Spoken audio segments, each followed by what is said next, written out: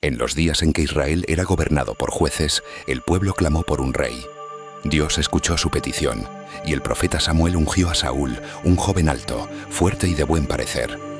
Saúl comenzó bien, obediente, humilde, pero con el tiempo, su corazón se desvió. Su orgullo creció más que su obediencia, y desobedeció el mandato del Señor. Entonces Dios dijo a Samuel: «Me pesa haber hecho rey a Saúl».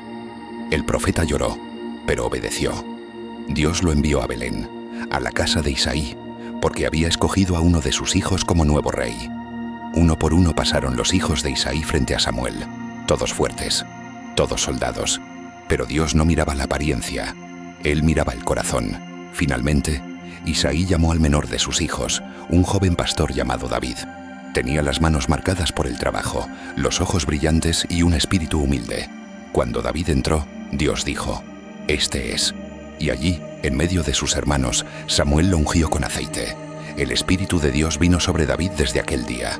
Mientras tanto, el Espíritu de Dios se apartó de Saúl y un espíritu tormentoso comenzó a afligirlo. Sus siervos le sugirieron buscar a Eufimiu, a alguien que tocara música para calmar su alma. Uno dijo: «He visto a un hijo de Isaí que sabe tocar el arpa, valiente, prudente, y Jehová está con él». Así fue como David, aún sin ser reconocido como rey, llegó al palacio de Saúl, no como soberano, sino como siervo. David llegó al palacio con su arpa al hombro y humildad en el corazón. Cuando tocaba, la tormenta de Saúl se apaciguaba, su mente se aquietaba, y el rey volvía en sí. Saúl amó a David, y lo hizo su escudero personal. Pero ni Saúl ni el reino sabían que ese joven pastor era el futuro rey de Israel. Mientras tanto, los filisteos, enemigos del pueblo de Dios, se levantaron nuevamente. En el valle de Elá se formaron los dos ejércitos, y entre los filisteos apareció un guerrero gigantesco llamado Goliat, con voz de trueno y una armadura de hierro. Día tras día, durante 40 días, desafiaba al ejército de Israel. «Elijan un hombre que pelee conmigo. Si me vence, seremos vuestros siervos. Pero si yo lo venzo, vosotros nos serviréis». Nadie se atrevía a enfrentarlo, ni los más valientes, ni el mismo rey.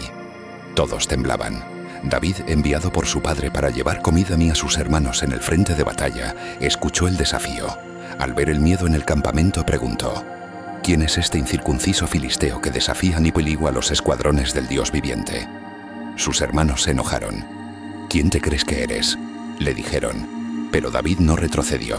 Fue llevado ante Saúl. «Que no desfallezca el corazón de nadie. Tu siervo irá y peleará con ese filisteo». Saúl lo miró con duda. «Tú eres un muchacho, y él un guerrero desde su juventud». Pero David respondió: «Cuando yo cuidaba las ovejas de mi padre, venía un león o un oso, y yo lo hería y lo mataba. Y este filisteo será como uno de ellos, porque ha provocado al ejército del Dios viviente». Y así, con solo su fe, una honda y 5 piedras lisas, David caminó hacia el campo de batalla. David descendió al valle. Frente a él Goliat, armado hasta los dientes con escudo, lanza y desprecio. Al verlo, el gigante se burló. «¿Soy yo un perro para que vengas a mí con palos?», y maldijo a David por sus dioses. Pero David no tembló, levantó la voz con fuerza: «Tú vienes a mí con espada, lanza y jabalina, pero yo vengo a ti en el nombre de Jehová de los ejércitos, el Dios de los escuadrones de Israel, a quien tú has provocado. Hoy mismo Jehová te entregará en mis manos, y toda la tierra sabrá que hay Dios en Israel». El gigante avanzó rugiendo. David corrió también. Tomó una piedra, la puso en su honda y la lanzó. La piedra voló como enviada por el cielo, y se incrustó en la frente de Goliat. El gigante cayó de bruces al suelo. Israel rugió. David se acercó, tomó la espada del propio filisteo, y le cortó la cabeza. Las filas enemigas se desbandaron. Israel los persiguió con grito de victoria. Aquel día un pastor cambió la historia. David regresó con la cabeza de Goliat en la mano. Saúl lo miró con asombro. Desde ese momento, David no volvió a la casa de su padre. Fue puesto al frente del ejército, y donde iba prosperaba. El pueblo lo amaba, las doncellas cantaban. Saúl mató a sus 1000, pero David a sus 10.000. Y esas palabras, aunque eran canto de alegría para el pueblo, se convirtieron en veneno para el corazón de Saúl. La envidia se sembró como una raíz silenciosa. El rey miró a David, y desde aquel día lo vio con sospecha. Y así, donde hubo favor, comenzó la guerra del alma. Desde aquel día, un espíritu malo atormentaba a Saúl más intensamente. En medio de sus tormentos, David seguía tocando el arpa, buscando calmar al rey. Pero en su corazón, Saúl ya había decidido destruirlo. Un día, mientras David tocaba, Saúl tomó una lanza y la arrojó con furia. David la esquivó, no una vez, sino 2. Pero el favor de Dios no se apartaba de él. Cuanto más Saúl lo perseguía, más el pueblo lo amaba, más Dios lo respaldaba. Saúl, viendo esto, lo puso al frente de 1000 soldados, esperando que muriera en batalla. Pero David se comportaba sabiamente en todo. Su valentía no venía de la fuerza, sino de la unción.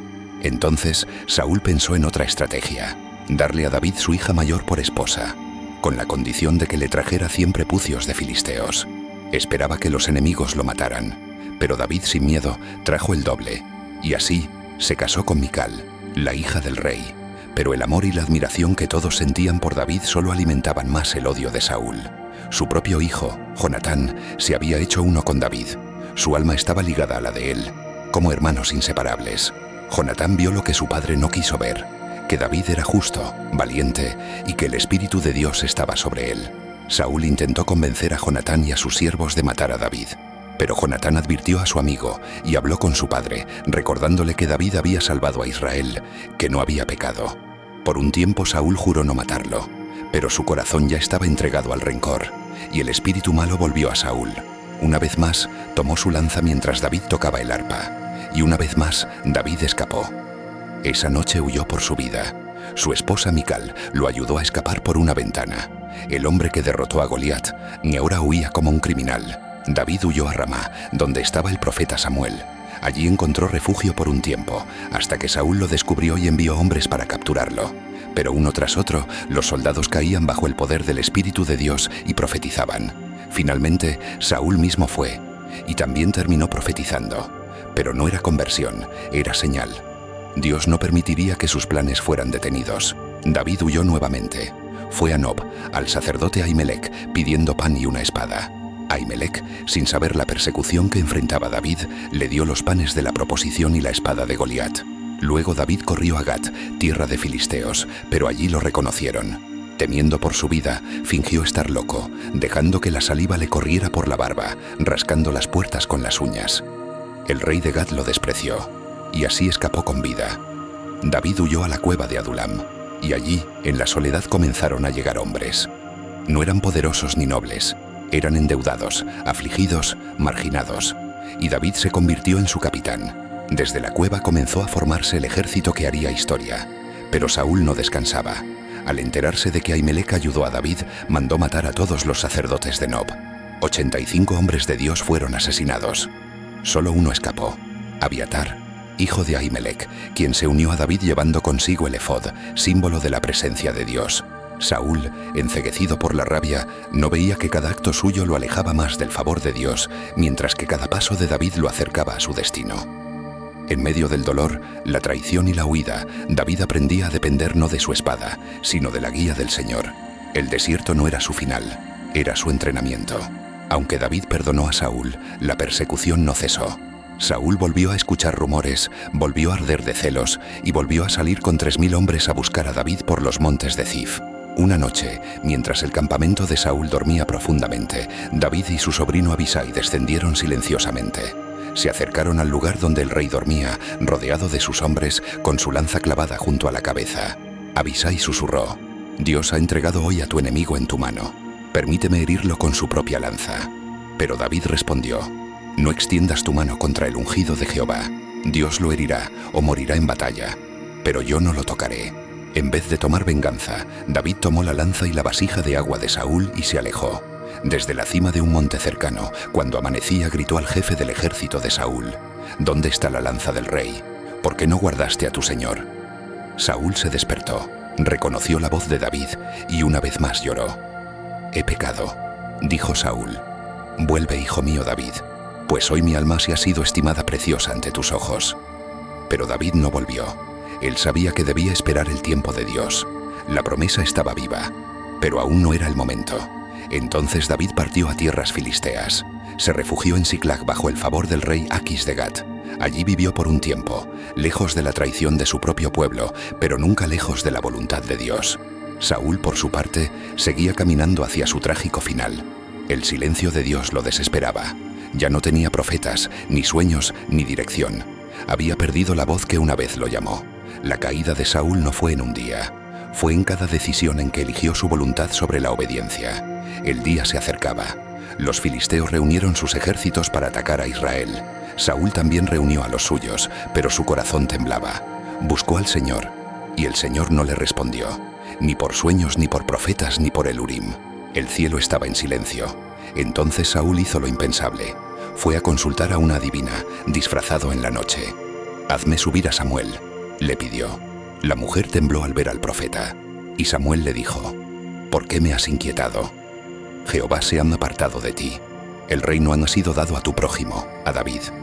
Mañana tú y tus hijos estaréis conmigo. Israel caerá en manos de los filisteos». Saúl cayó al suelo sin fuerzas. El juicio había sido pronunciado. Mientras tanto, David estaba con los filisteos en Siclag, pero los príncipes no confiaban en él. Lo devolvieron a su tierra. Al llegar, David encontró Siclag quemada. Sus esposas y los hijos de sus hombres habían sido llevados por los amalecitas. Los hombres lloraron hasta no tener más fuerzas. Luego hablaron de apedrear a David. Pero David se fortaleció en Jehová su Dios. Consultó al Señor y, con su permiso, salió a perseguir a los enemigos. Encontró a un esclavo abandonado que lo guió al campamento amalecita. David atacó con furia y recuperó todo: esposas, hijos, bienes. Nada se perdió. Mientras David regresaba con victoria en otro campo, Israel era vencido. Saúl vio morir a sus hijos, incluido Jonatán. Herido de muerte, Saúl se arrojó sobre su espada. Así terminó su reinado, solo, rechazado, sin gloria, pero cumpliendo la palabra que Dios había dicho.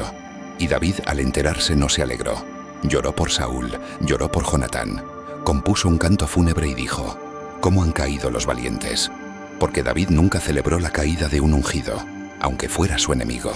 Tras la muerte de Saúl, David no corrió a tomar el trono. En lugar de eso, consultó al Señor: «¿Subiré a alguna de las ciudades de Judá?». Y Jehová le respondió: «Sube a Hebrón». Allí los hombres de Judá vinieron y lo ungieron rey, pero solo sobre su tribu. Mientras tanto, Abner, general del ejército de Saúl, proclamó rey a Is-Boset, hijo de Saúl, en el norte.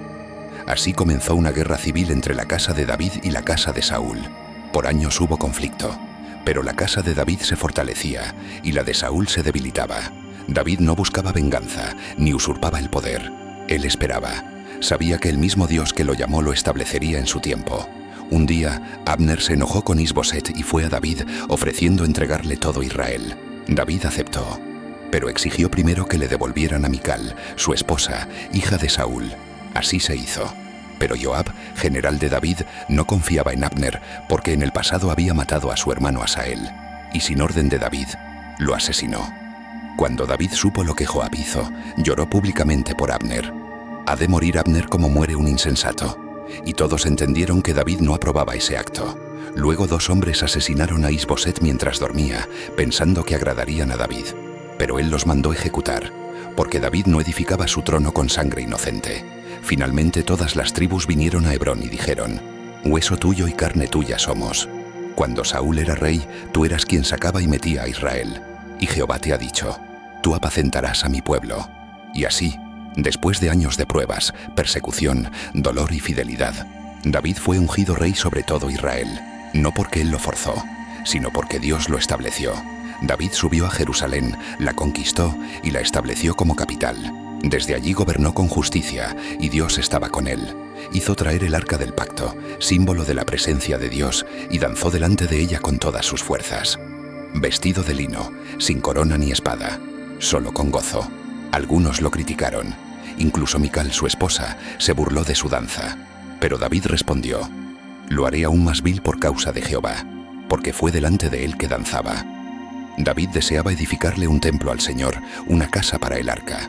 Pero Dios le habló por medio del profeta Natán: «Tú no me edificarás casa, sino que yo te edificaré casa a ti. De tu descendencia levantaré a uno que reinará para siempre». David no buscó venganza, no peleó por el trono, no se impuso por fuerza. Y aún así, Dios le dio un reino eterno. Desde aquel pastor que cuidaba ovejas hasta el guerrero que no levantó la mano contra el ungido, David fue llamado un hombre conforme al corazón de Dios, no porque fue perfecto, sino porque fue obediente. Y así terminó la historia entre David y Saúl, un rey que comenzó con promesa pero cayó por desobediencia. y otro que comenzó en el anonimato pero fue exaltado por la fidelidad. Porque los planes de Dios no se detienen por la persecución, ni por la envidia, ni por el tiempo. Se cumplen en los corazones que saben esperar. David no heredó el trono, heredó el favor. No lo ganó con espada, lo ganó con integridad. Y el reino de Israel bajo su mando se fortaleció, porque fue construido sobre obediencia y fe. David fue rey durante 40 años. Gobernó con sabiduría, y aunque cometió errores, graves errores, nunca endureció su corazón como Saúl. Cuando cayó, se humilló. Cuando pecó, se quebrantó. Cuando fue confrontado por el profeta Natán, no buscó excusas, sino perdón. Contra ti solo he pecado, escribió en su salmo. Crea en mí, oh Dios, un corazón limpio, y renueva un espíritu recto dentro de mí. David no fue grande porque nunca falló, sino porque nunca dejó de buscar a Dios. Mientras que Saúl buscó su propia gloria, David buscó la presencia. Mientras Saúl edificó un reino de miedo, David edificó uno de fe, y de su linaje vendría el Rey de Reyes. Muchos años después, en una aldea llamada Belén, la misma tierra de David, nacería un niño envuelto en pañales y acostado en un pesebre. Ese niño sería llamado Hijo de David y Hijo de Dios, porque el trono que Dios prometió a David no era solo político, era eterno. Jesús, el Mesías, no se sentó en el trono de Saúl, sino en el de David. No heredó un reino por fuerza, sino por obediencia. Y así como David fue perseguido, rechazado, incomprendido y aún así perdonó, así también lo haría su descendiente celestial. David fue solo una sombra del Rey perfecto que vendría, pero su historia sigue viva, porque es la historia de cada creyente, de ser rechazado pero escogido, de ser perseguido pero guardado, de ser probado pero coronado. La vida de David y Saúl no es solo una historia del pasado, es una advertencia y una promesa. La historia de David y Saúl es más que una rivalidad de dos reyes. Es la historia de dos corazones, dos caminos, dos actitudes ante Dios. Saúl fue elegido, pero quiso controlar. David fue ignorado, pero supo esperar. Saúl obedecía cuando le convenía.